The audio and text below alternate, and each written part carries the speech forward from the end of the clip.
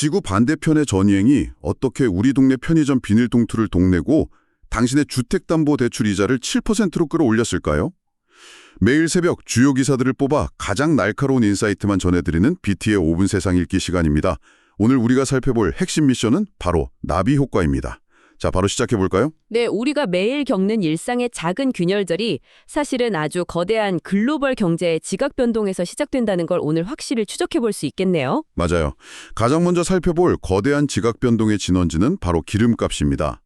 최근에 미국 휴스턴에서 열린 에너지 컨퍼런스에서 쉐브론, 쉘, 코노코필립스 같은 글로벌 석유 기업 CEO들이 다 모였잖아요. 네, 에너지 업계 거물들이 한자리에 모였죠. 이 사람들이 내놓은 메시지가 약간 등골이선을 해요. 지금 당장 중동 전쟁이 끝난다고 해도 과거 같은 저유가 시대는 절대 안 온다는 거거든요.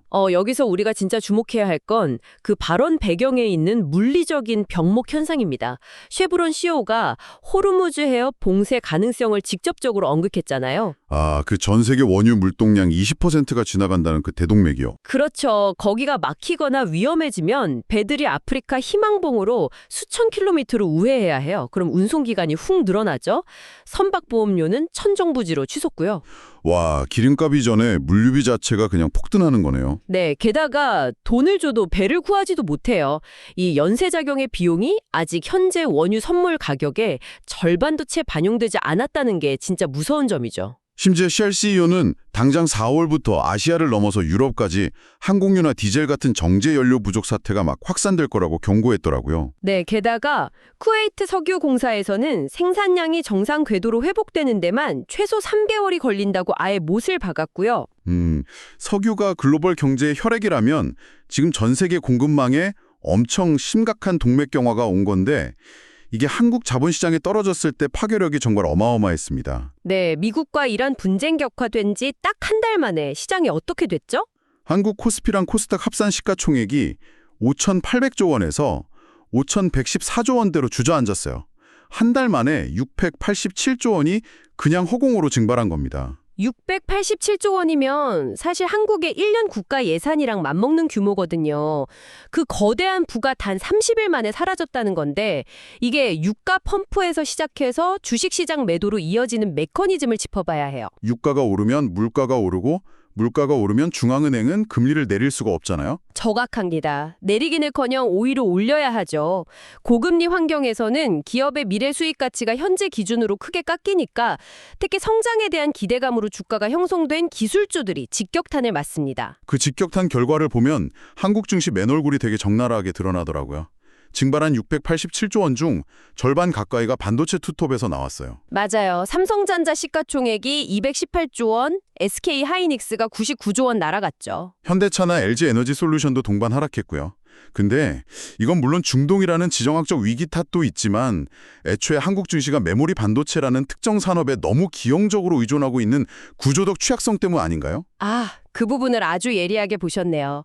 우리 경제 포트폴리오 자체가 반도체랑 수출 주도형 제조업이라는 몇 개의 거대한 기둥에만 쏠려 있으니까요. 약간 국가 경제 전체가 반도체 레버리지 상품에 몰빵 투자하고 있는 느낌마저 들거든요. 네, 게다가 그 기둥들은 글로벌 공급망과 에너지 가격에 절대적으로 의존하잖아요. 만약 기름값이 구조적으로 계속 높은 그 비용 인플레이션 시대가 고착화되면 어떨까요? 에너지를 전량 수입해서 수출하는 한국 기업들 이익률은 근본적으로 박살이 나겠네요. 맞습니다. 외부 충격에 종이장처럼 흔들리는 이 체질을 개선 못하면 앞으로 위기가 올 때마다 한국 시장은 글로벌 투자자들의 최우선 현금 인출기로 전락할 수밖에 없어요. 이렇게 글로벌 자본시장에서 수백조 단위 돈이 타버리고 나면 결국 그 불길이 우리 집 문 앞까지 번지잖아요. 최근 차기 한국은행 총재 지명 소식이 딱 그 청구서의 서막 같았어요. 네, 신현송 BIS 통화경제국장이 지명됐죠. 이분의 등장이 시장에 던지는 메시지가 아주 명확합니다. 2008년 글로벌 금융위기 사전에 경고했던 분 맞죠? 맞습니다. 거시 경제 대가이면서 특히 인플레이션에 대해서는 선제적이고 강력한 통화 정책을 주문하는 대표적인 매파 성향의 인물이에요. 벌써 글로벌 금융사들은 중동 사태랑 원화 약세 근거로 빠르면 5월에서 7월 사이에 한국 금리 인상할 거라고 예측하더라고요. 네, 그 금리 인상의 공포가 이미 시중은행 창고에서는 현실이 됐다는 게 진짜 문제죠. 맞아요. 중동 사태 여파로 은행채 금리가 막 0.5%포인트나 급등했어요. 그래서 5대 시중은행 5년 주기형 주담대 금리 상단이 7.01%를 돌파했더라고요. 3년 5개월 만에 처음 있는 일이죠. 반면에 예금 금리는 어땠나요? 예금 금리는 여전히 3% 밑돌아서 예대 금리 차가 최대 1.6%포인트까지 벌어졌습니다. 청취자 여러분, 은행들이 대출 금리 올릴 때는 초고속 엘리베이터 타고 예금 금리 올릴 때는 무거운 짐 들고 계단으로 걸어 올라가는 셈이에요. 비유가 아주 찰떡이네요. 대출 금리가 그렇게 엘리베이터를 타는 이유는 대출 기준이 되는 은행채 금리가 시장의 불안감을 실시간으로 쫙 빨아들이기 때문입니다. 유가 오르니까 앞으로 물가 오르겠네. 그럼 하느니 금리 올리겠네 하면서 공포가 채권 시장을 밀어 올리는 거군요. 그렇죠. 반면에 예금 금리는 은행들이 자금 유치할 필요가 있을 때만 올리니까 움직임이 둔할 수밖에 없고요. 교과서적으로는 인플레이션 잡기 위해 금리 올리는 논리가 맞다는 건 이해해요. 근데 이미 주담대가 7%를 뚫었는데 여기서 금리도 올리면 이른바 영끌족들은 다 카사나라는 이야기 아닌가요? 여기서 진짜 흥미로운 지점이 나옵니다. 그게 바로 신현송 후보자 같은 거시경제 전문가와 모든 중앙은행이 직면한 가장 잔인한 딜레마거든요. 물가 안정이라는 임무랑 가계부채라는 붕괴 사이의 딜레마 말씀하시는 거죠? 네, 맞습니다. 단순히 금리를 올리고 내리는 수학적 계산이 문제가 아니에요. 은행채 상승분이 차주에게 직각전이 되는 비대칭적 구조 자체를 비판적으로 봐야 합니다. 결국 금리 인상이 가계부채 연쇄 보도로 이어지지 않게 금융 안전망을 어떻게 점검하고 펼칠 것인가가 시험대에 오른 거네요. 그렇죠. 고도의 정무적이고 정책적인 튜닝 능력이 필요한 시점인 거죠. 막상 7% 이자율 고지서를 받아든 사람들의 심리는 어떨지 상상해보세요. 거시경기 압박이 개인 통제 범위를 벗어나니까 일상에서 되게 기형적인 행동들이 나오더라고요. 며칠 전 다이소랑 편의점에서 벌어진 그 진풍경 말씀하시는 거죠? 네, 매대에서 종량제 봉투랑 위생백 사재기 일어난 거예요. 매출이 300%나 폭증하고 품절 사태 빚어졌잖아요. 유통업계는 공급 문제 없다는데도요. 그게 중동 전쟁으로 비닐 원료인 나트타 수급에 차질 생길 거라는 우려 때문이잖아요. 근데 본질은 따로 있습니다. 솔직히 청취자 입장에서는 비닐봉투 좀 안 쓴다고 큰일 나는 것도 아닌데 너무 과잉 반응 아닌가 싶었거든요. 그렇게 보일 수 있죠. 근데 여기서 부자 아빠, 가난한 아빠의 로버트 기요사키가 최근에 2026년 경제대공황 경고한 거랑 연결해보면 대중의 불안감이 이해가 됩니다. 주식, 채권, 현금은 정부가 조작하는 가짜 자산이니까 다 피하고 금, 은, 비트코인 같은 실물 자산 사라고 했던 거요. 네, 맞아요. 워렌 버핏도 역대급 현금을 쌓아두고 있다면서 극단론을 폈죠. 그럼 청취자분들은 당장 내일 쓰레기 봉투를 쟁여두고 전 재산으로 비트코인을 사야만 살아남는 건지 엄청 혼란스럽단 말이에요. 맨날 하던 비관론 같기도 하고요. 비닐봉투 사재기러인 기요사키의 극단적인 비트코인 예찬. 이게 스케일만 다르지 정확히 같은 인간의 심리 기제를 보여줍니다. 어떤 심리인가요? 바로 통제력의 상실과 그것을 회복하려는 발버둥이죠. 내 월급은 그대로인데 대출 이자 치솟고 물가는 뛰니까 당장 통제 가능한 생필품이라도 내 손에 직접 쥐고 있어야겠다는 심리적 방어선이 무너진 겁니다. 비닐이 진짜 부족해서가 아니고요. 결국 내가 통제할 수 있는 아주 작은 무한가라도 확보해서 막연한 불안감을 지우냐는 거군요. 네.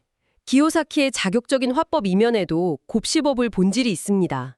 화폐 가치 하락과 변동성에 대비해서 시스템 통제 밖의 실물 자산으로 자산을 유연하게 배분하라는 조언 말이죠. 극단적인 비관론에 몰빵할 필요는 없지만 내 자산 방어를 위한 유연한 태도는 확실히 훌륭한 나침반이 되겠네요. 그럼 이제 이 압박감이 어떻게 시장의 낡은 판도를 부수고 새로운 사회적 현상들을 폭발시키는지 살펴볼까요? 네, 위기랑 불만족이 단순히 공포에만 머물지 않으니까요.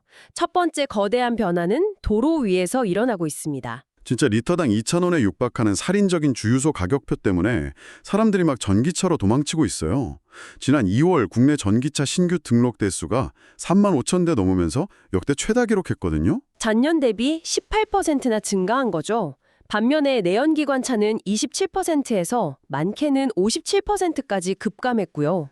보조금 확정이나 가격 인하 효과도 있겠지만 사실 얼마 전까지만 해도 전기차 시장이 이른바 캐즘 현상에 빠졌다고 다들 분석했잖아요. 맞아요. 초기 수용자들은 이미 다 샀고 일반 대중들은 아직 충전 불편함이나 화재 위험성 때문에 구매를 주저하는? 그 침체기 말이죠. 근데 그 고유가 공포가 전기차 캐즘을 그냥 강제로 정면 돌파하게 만든 거네요. 네, 아주 정확합니다. 기술의 우수성이 아니라 고통스러운 경제 환경이 혁신 채택 속도를 억지로 앞당긴 전형적인 사례예요. 지갑 털리는 고통이 충전의 불편함을 압도해버린 겁니다. 경제적 충격이 진짜 무섭네요. 근데 이 억눌린 불만이 소비 패턴만 바꾸는 게 아니라 바다 건너 미국에서는 엄청난 정치적 저항으로 폭발했습니다. 50개 주 전역에서 열렸던 그 미국의 왕은 없다, 노킹스 시위 말씀하시는군요. 800만 명이 거리로 쏟아져 나왔죠. 네, 역대 최대 규모였죠. 자, 여기서 저희가 다루기 전에 청취자분들께 명확히 짚고 넘어갈 게 있습니다. 지금 다루는 미국 시위 현상은 정치적으로 민감한 주제인데요. 네, 조심스럽게 접근해야 하죠. 저희는 절대 특정 정치적 진영을 편들거나 시위의 정당성을 평가하는 게 아닙니다. 단지 현상과 민심의 이반이라는 팩트만 건조하게 분석해서 객관적으로 전달해드린다는 점 잊지 마시고요. 네, 그 객관적인 시각에서 볼 때 가장 눈에 띄는 대목은 전통적인 보수 텃밭 지역 시민들이나 유명 인사들까지 대거 참여했다는 겁니다. 단순한 좌우 진영 대결이 아니라는 거군요. 맞습니다. 국가 시스템 자체에 대한 신뢰의 위기죠.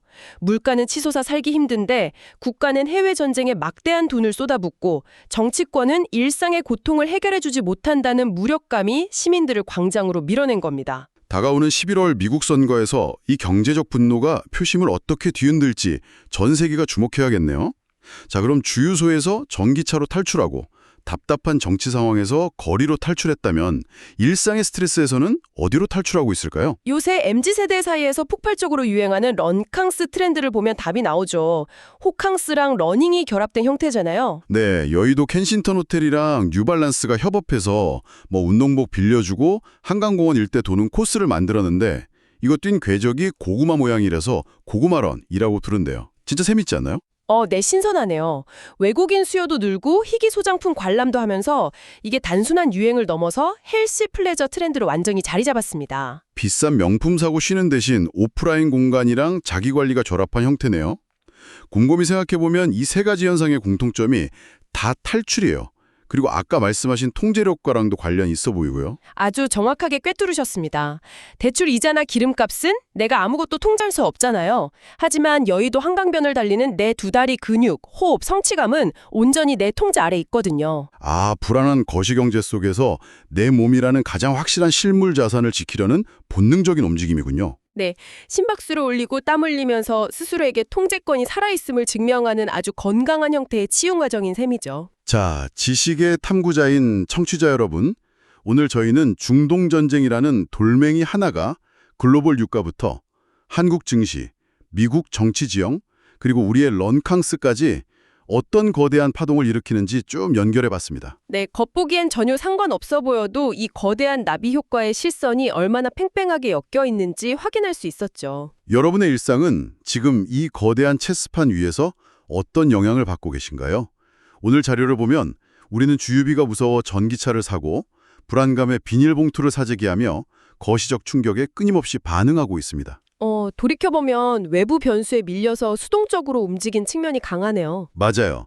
만약 지구 반대편의 작은 흔들림에도 우리의 지갑과 일상이 이토록 쉽게 찢어진다면 우리는 진정으로 독립적이고 회복력 있는 삶을 살고 있는 걸까요? 아니면 그저 다음 충격파를 기다리면서 방어막만 올리는 수동적인 존재일 뿐인지 고민해볼 문제네요. 그렇습니다.